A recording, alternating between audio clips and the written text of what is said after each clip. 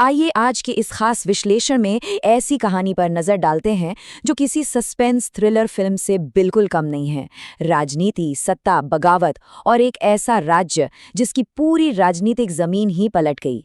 लाल किले का पतन सुनने में सिर्फ एक टाइटल लगता है ना, लेकिन असर में ये एक ऐसे राजनीतिक भूचाल की कहानी है जिसने भारत के इतिहास में एक नया पन्ना जोड़ दिया। चलिए इस सिनेमैटिक सफर में गोता लगाते हैं। इस कहानी का ओपनिंग सीन कुछ ऐसा है। साल 1990 का अगस्त महीना, राजधानी दिल्ली में पूर्व प्रधानमंत्री राजीव गांधी के ऑफिस से एक फोन मिलाया जाता है और ये फोन बजता है सीधे कोलकाता में। दूसरी तरफ जो आवाज थी उसे एक बहुत ही खौफनाक चेतावनी दी जाती है। दिल्ली से साफ साफ बताया जाता है कि एक हत्या की साजिश रची जा चुकी है। मतलब एकदम जीवन और मृत्यु के बीच झूलता हुआ वो पल जो किसी भी आम इंसान को डराकर पीछे हटने पर मजबूर कर दे। लेकिन उस चेतावनी का जवाब क्या मिला? जवाब था, मेरे लोग कलकत्ता में मेरा इंतजार कर रहे हैं, मेरा वहां होना जरूरी है। इस बात को हल्के में लेने का नतीजा ये हुआ कि 16 अगस्त को हाजरा चौराहे पर एक बेहद खौफनाक हमला हुआ। भारी लोहे की छड़ों से सिर पर वार किए गए। वो सूती साड़ी खून से पूरी लाल हो गई थी। लेकिन यहाँ आता है कहानी का सबसे बड़ा ट्विस्ट। ठीक एक महीने बाद सिर पर पट्टियां बांधे हुए वही चेहरा उस वक्त की सरकार के खिलाफ एक अटूट प्रतीक बनकर फिर से सड़कों पर उतर आया, एकदम किसी फिल्म के हीरो की तरह। तो इस कहानी के पहले हिस्से में, या कहिए हमारे पहले एक्ट में, देखते हैं कि इस विद्रोही का जन्म आखिर हुआ कैसे। आखिर सिस्टम से लड़ने की ये बेखौफ जिद आई कहां से? इसके लिए हमें थोड़ा फ्लैशबैक में 1970 के दशक में चलना होगा। 1972 में इलाज और पैसों की कमी के चलते पिता का निधन हो जाता है। ये कोई छोटी बात नहीं थी। इस व्यक्तिगत त्रासदी ने पूरे सिस्टम के खिलाफ एक गहरे गुस्से को जन्म दिया। फिर 1975 में आपातकाल के दौरान जेपी नारायण की कार के बोनेट पर लेट जाना और 1977 में प्रधानमंत्री मोरारजी देसाई की कार पर चढ़कर काला झंडा लहराना। ये कोई आम विरोध प्रदर्शन नहीं थे। ये एक बेहद निडर और आक्रामक नेता के जन्म की साफ घोषणाएं थीं। और फिर आता है 1984 का वो ऐतिहासिक लोकसभा चुनाव। जरा इस नंबर पर गौर कीजिए, 19,660। ये सिर्फ एक संख्या नहीं है, ये वो वोटों का अंतर है जिससे 29 साल की एक युवा नेता ने कम्युनिस्टों के दिग्गज नेता सोमनाथ चटर्जी को धूल चटा दी थी। बिना किसी बड़े पैसे या पावर के, सिर्फ एक सूती साड़ी और रबड़ की चप्पलों में घर घर जाकर वोट मांगे। और इस लगभग असंभव सी लगने वाली जीत ने उन्हें राजनीति में सीधा जायंट किलर का खिताब दिला दिया। देखिए, दिलचस्प बात यह है कि ये बगावत सिर्फ विपक्ष से नहीं थी, बल्कि अपनों से भी थी। जब राज्य की कांग्रेस ने वामपंथियों के साथ तालमेल बिठाना शुरू किया, तो इस विद्रोही नेता ने अपनी ही पार्टी से बगावत कर दी। सोर्स बताता है कि इसी जिद से 1 जनवरी 1998 को तृणमूल कांग्रेस का जन्म हुआ। आपको जानकर हैरानी होगी कि एक फ्लाइट में सफर करते हुए उन्होंने खुद अपने हाथों से पार्टी का वो मशहूर घास के 2 फूल वाला सिंबल पेंट किया था। और वामपंथियों को हराने के लिए उन्होंने बीजेपी और अटल बिहारी वाजपेयी के साथ गठबंधन करने से भी गुरेज नहीं किया। उनका मिजाज इतना उग्र था कि एक बार संसद में बिल के विरोध के दौरान उन्होंने लिटरली एक सांसद को कॉलर से पकड़कर बाहर खींच लिया था। चलिए अब कहानी के दूसरे एक्ट की तरफ बढ़ते हैं, वो क्लाइमैक्स जहां सब कुछ राख होता दिखता है और फिर होती है एक जबरदस्त वापसी। 2004 और 2006 आते आते ऐसा लगा कि ये राजनीतिक सफर अब हमेशा के लिए खत्म हो चुका है। लेकिन तभी प्लॉट में आता है एक बड़ा ट्विस्ट। 2006 में जब सिंगूर में टाटा नैनो प्लांट के लिए जमीन ली गई तो किसानों का गुस्सा भड़क उठा। 26 दिन का एक लंबा अनशन हुआ और तापसी मलिक की दुखद हत्या ने तो जैसे आग में घी डाल दिया। इसके ठीक बाद 2007 में नंदीग्राम में पुलिस फायरिंग हुई जिसमें 14 किसानों की मौत हो गई। सोर्स बताता है कि इन घटनाओं ने रातों रात उस वामपंथी सरकार की छवि को किसान विरोधी बना दिया। और ठीक इसी वक्त जन्म हुआ उस मशहूर नारे का, माँ माटी मानुष, जिसने पूरे ग्रामीण वोट बैंक को एक झटके में अपनी ओर खींच लिया। और इस सब का फाइनल रिजल्ट क्या हुआ? 13 मई 2011 का वो दिन, दुनिया की सबसे लंबे समय तक चलने वाली चुनी हुई कम्युनिस्ट सरकार का 34 साल पुराना लाल किला ढह गया। 227 सीटों की एक बम्पर जीत मिली। सोचिए, 18 साल पहले जिस राइटर्स बिल्डिंग से उन्हें जबरदस्ती घसीटकर बाहर निकाला गया था, आज उसी इमारत में वो एक विजेता की तरह शान से कदम रख रही थीं। लेकिन रुकिए, कहानी अभी खत्म नहीं हुई है। अब शुरू होता है हमारा तीसरा एक्ट, नया सिस्टम।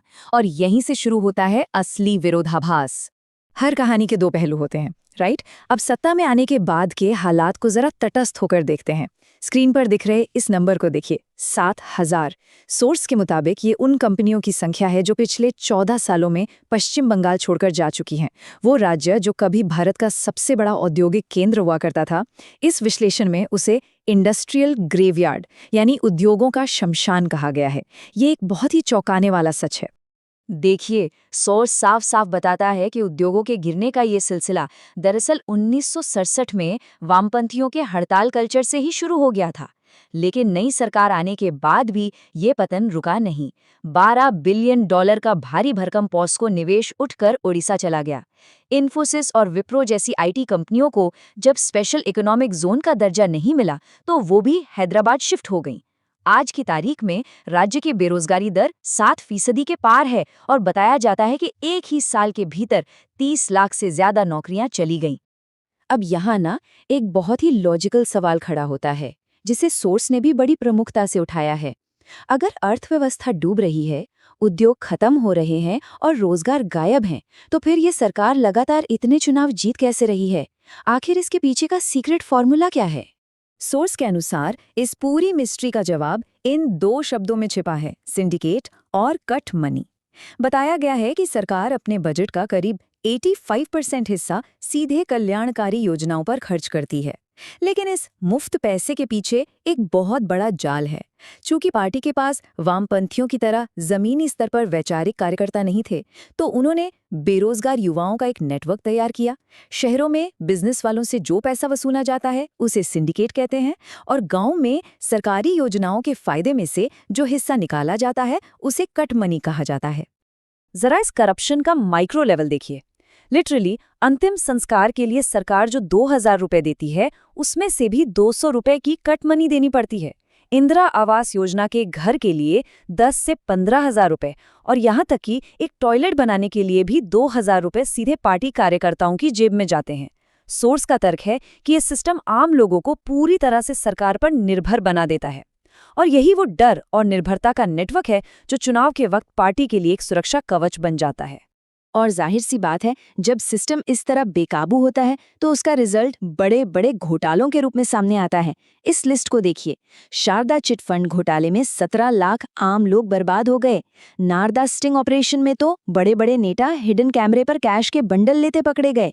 और एसएससी टीचर स्कैम, उसमें तो सरकारी नौकरियां करोड़ों में बेची गईं। एक पूर्व मंत्री के घर से कैश के जो पहाड़ मिले थे ना, उसने तो राज्य की पूरी राजनीतिक इमेज पर एक गहरा दाग लगा दिया। घोटालों के अलावा कानून व्यवस्था को लेकर भी बेहद गंभीर संकट सामने आए हैं। सोर्स ने संदेश खाली में हुए सिस्टमैटिक शोषण के आरोपों और आरजीकर मेडिकल कॉलेज में हुई उस दर्दनाक घटना का खास तौर पे जिक्र किया है। यहाँ एक बहुत बड़ा विरोधाभास नजर आता है।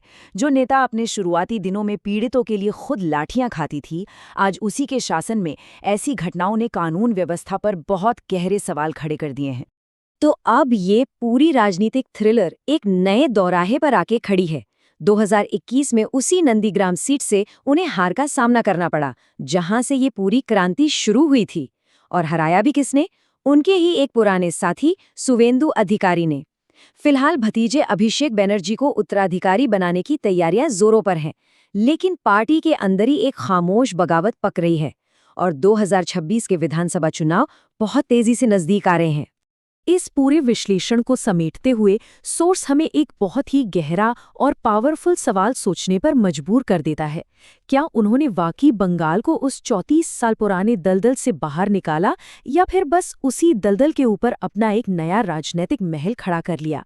कभी उस सिस्टम से जान की बाजी लगाकर लड़ने वाली वो विद्रोही क्या आज खुद वही सिस्टम बन चुकी है? ये सवाल सिर्फ एक राज्य के लिए नहीं है, बल्कि पूरी लोकतांत्रिक व्यवस्था के बारे में सोचने पर मजबूर करता है। इस विश्लेषण में हमारे साथ जुड़ने के लिए बहुत बहुत धन्यवाद।